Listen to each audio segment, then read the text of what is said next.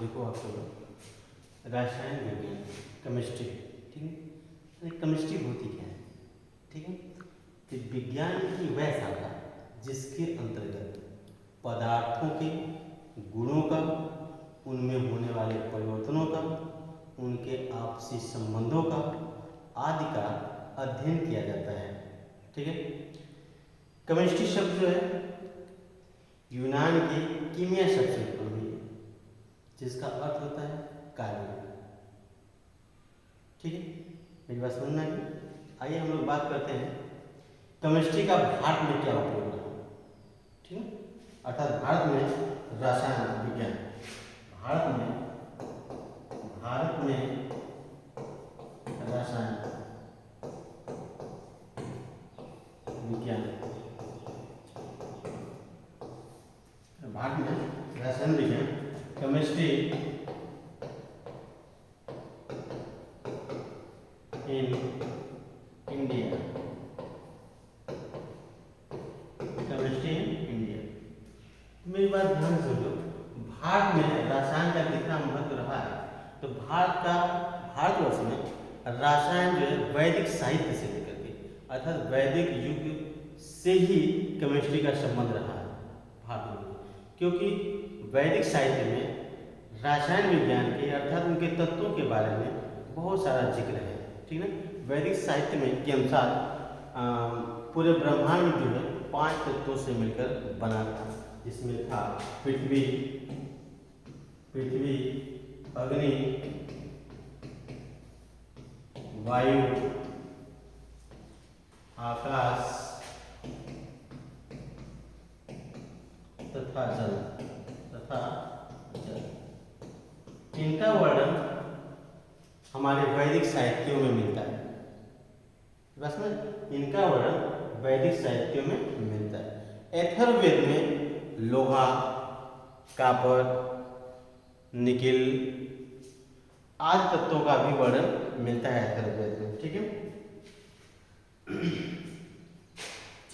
आगे देखते हैं 5वीं शताब्दी तक, 5वीं शताब्दी ईसा पूर्व में हमारे एक महान वैज्ञानिक होते या एक ऋषि कह लिया जाए, उनका नाम था कणाद ने सर्वप्रथम अपनी वैशेषिक क्षेत्र में वैशेषिक नाम की एक बुक लिखे। उस किताब में, उस बुक में जो है पदार्थों के गुणों का, उनके छोटे छोटे कणों का अध्ययन करके उन्होंने उसमें लिखा कि पदार्थ जो है वो छोटे छोटे कणों से मिलकर बना हुआ है, ठीक है। आइए 18वीं शताब्दी को रसायन विज्ञान का आधुनिक युग कहा जाता है। क्या समझे? 18वीं शताब्दी को रसायन विज्ञान का आधुनिक युग कहा जाता है और आधुनिक रसायन के जन्मदाता लेवाइसियों को माना जाता है, ठीक है। आधुनिक रसायन के जन्मदाता लेवाइसियों को माना जाता है, ठीक है। उसके बाद आते हैं हम लोग, जब कणाद मुनि के अनुसार द्रव्य जो है वो छोटे छोटे कणों से मिलकर बना है। आइए हम लोग बात करते हैं द्रव्य क्या है। द्रव्य MATT या मैटर, ये होता क्या है? द्रव्य होता क्या है? कह रहा है कि द्रव्य वो होता है जो स्थान घेरता है, जिसका कुछ भार होता है, वो हमारे ज्ञानेंद्रियों को क्या करता है, महसूस करता है, या हमारे ज्ञानेंद्रियों को मतलब ज्ञानेंद्रियों द्वारा समझा जा सकता है, ठीक है। ऐसे करें और इसके बारे में सबसे पहले 500 ईसा पूर्व में कणाद मुनि ने इसके बारे में वर्णन किया था, ठीक है। बात समझ में आ गई? अर्थात द्रव्य जो है छोटे छोटे सूक्ष्म कणों से मिलकर बना हुआ है, ठीक है। आइए हम लोग बात करते हैं, और इन जो छोटे छोटे कणों से मिलकर बना हुआ है, जिनको क्या कहा गया? परमाणु। जिनको क्या कहा गया? परमाणु। आइए हम लोग बात करते हैं परमाणु के बारे में। एटम,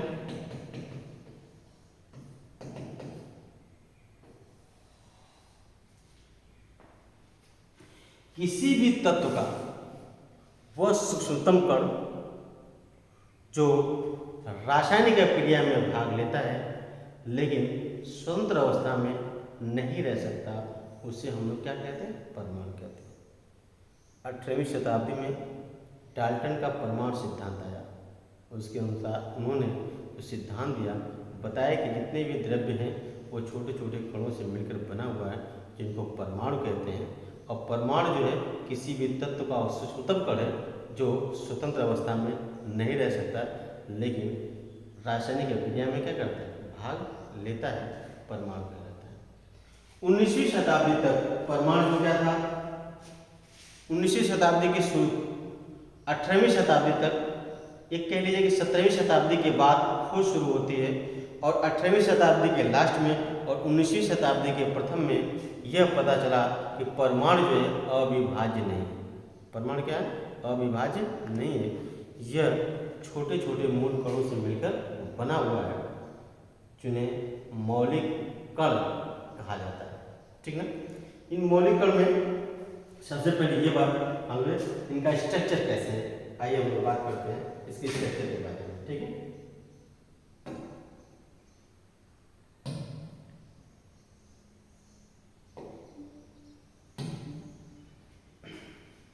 तो बात करते हैं परमाणु संरचना।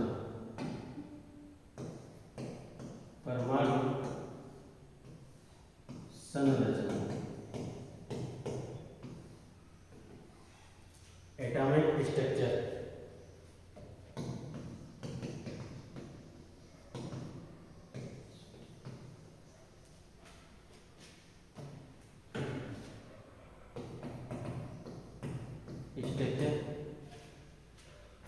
परमाणु की संरचना कैसी है? जब रदरफोर्ड, जेम्स चैडविक, गोल्डस्टीन आदि वैज्ञानिक जब आए, उन्होंने बताया कि परमाणु क्या है? अविभाज्य नहीं, वो विभाज्य है, वो छोटे छोटे मूल कणों से मिलकर बना हुआ है। उन्होंने पता लगाया और बताया यह कई मूल कणों से मिलकर बना है। परमाणु के अंदर कुछ अस्थायी कण और कुछ अस्थायी कण पाए जाते हैं, जिसमें इलेक्ट्रॉन, प्रोटॉन तथा न्यूट्रॉन। इलेक्ट्रॉन, प्रोटॉन, न्यूट्रॉन ये कुछ अस्थायी कण पाए जाते हैं, और इसमें कुछ अस्थायी कण भी पाए जाते हैं। ठीक है,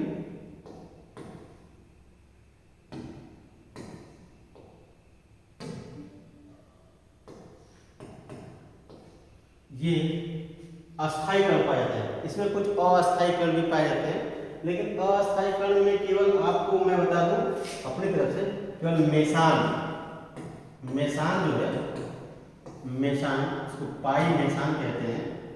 तो क्या कहते हैं? पाई मेसान कहते हैं। पाई मेसान जो होता है वो अस्थायी कण पाया जाता है, अस्थायी कण। लेकिन न्यूट्रॉन भी अस्थायी है। न्यूट्रॉन भी क्या है? अस्थायी है। न्यूट्रॉन भी क्या है? अस्थायी है।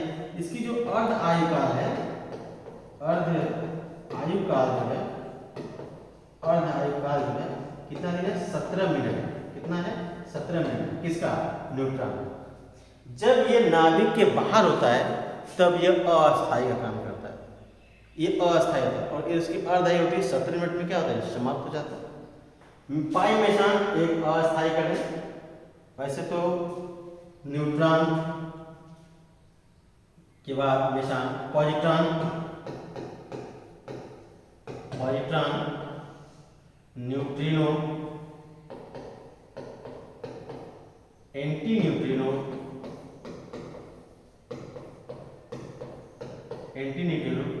ये अस्थायी कणों में इनकी काउंटिंग होती है। बात समझ में आ गई? आइए हम लोग बात करते हैं सबसे पहले इलेक्ट्रॉन की खोज कैसे कैसे होती है। ठीक है, आगे बढ़ते हैं। इलेक्ट्रॉन की खोज,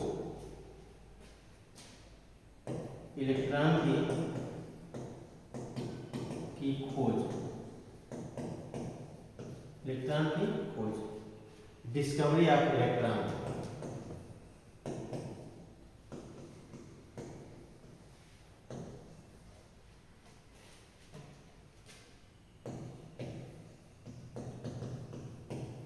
डिस्कवरी ऑफ इलेक्ट्रॉन, इलेक्ट्रॉन की खोज कैसे? सर्वप्रथम जो है 1859 ईस्वी में 1859 ईस्वी में जूलियस प्लगर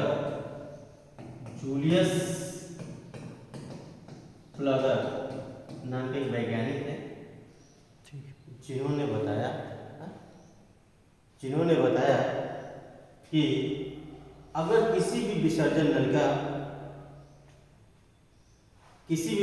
नलिका का यदि दाब बहुत कम कर दिया जाए तब उसमें उच्च वोल्टता की धारा प्रवाहित करते हैं, तब कैथोड से कुछ अदृश्य किरणें निकलती हैं जो एनोड की तरफ गमन करती है।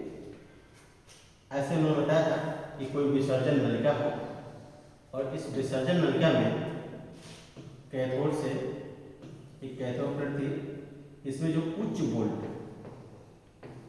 वोल्ट की धारा अगर प्रवाहित करते हैं हम लोग, उच्च वोल्ट की धारा लगभग कितना 10,000 वोल्ट, ठीक है। तो पता लगा कि इसकी जो नलिका है, विसर्जन नलिका, इसका दाब बहुत कम कर, दाब कितना कर दें 0.001 mm, कितना कर दें 0.001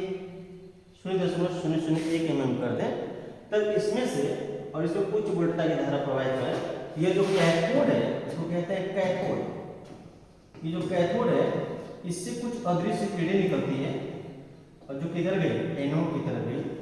इनकी किरणों का अध्ययन कई वैज्ञानिकों ने किए, जैसे थॉमसन ने इन किरणों का अध्ययन किए और इन्होंने कुछ निष्कर्ष निकाले कि कैसे किरणें हैं और ये एनोड की तरफ जा रही हैं। ये कैथोड अर्थात ऋण प्लेट है और एनोड का मतलब ये धन प्लेट है। तो जो ऋण प्लेट से धन प्लेट की ओर गई अर्थात ये ऋण किरणें थी, ये ऋण आवेशित थी, इसलिए इन किरणों का नाम ऋण किरणें या कैथोड किरणें रखा गया, ठीक है। उन्होंने निष्कर्ष निकाला, उन्होंने क्या किया निष्कर्ष निकाले। तो आइए हम लोग बात करते हैं कैथोड किरणों के गुण। कैथोड किरणों के गुण, ठीक है। कैथोड किरणों के गुण, आइए देखते हैं, हम लोग सर्च कर लेते हैं कैथोड किरणों के गुण के बारे में क्या है। कैसे खोजा जाए,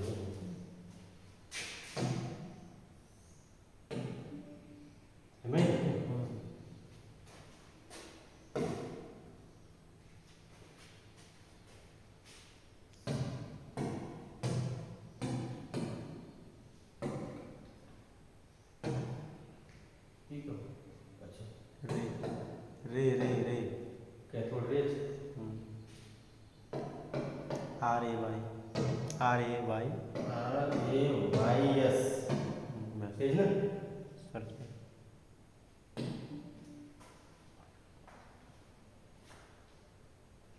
इमेज सर्च करके बता दे क्या वही तेरा बता 13 मिनट 14 मिनट हो गए, गया बंद करें।